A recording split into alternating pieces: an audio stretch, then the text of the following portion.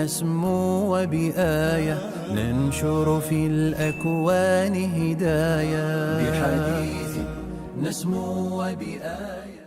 الحمد لله. السلام عليكم. அன்பிற்குரியவர்களே, பாதணிகளோடு தொழுவது இந்த சுன்னாவும் பலரும் அறியாத ஒரு சுன்னாவாக இருக்கிறார்கள். அல்லாஹ்வின் தூதர் ஸல்லல்லாஹு அலைஹி வஸல்லம் அவர்கள் பாதணிகளை அணிந்த நிலையில் தொழுதார்களா என்று அனஸ் ரலியல்லாஹு கேட்கப்பட்ட போது அவர்கள் ஆம் என்று சொன்னார்கள். எனவே பாதணிகளை அணிந்து தொழுவதும் ஒரு சுன்னாவாக இருக்கிறது. மற்றும் ஒரு செய்தியில் அல்லாஹ்வின் தூதர் குறிப்பிட்டார்கள், நீங்கள் பாதணிகளை அணிந்து தொழுது யூதர்களுக்கு மாறு செய்யுங்கள் என்றும் குறிப்பிட்டார்கள். எனவே அன்பிற்குரியவர்களே, பாதணிகள் சுத்தமாக இருக்கின்ற போது அதோடு தொழுவதென்பதும் ஒரு நபி வழியாக இருக்கிறது.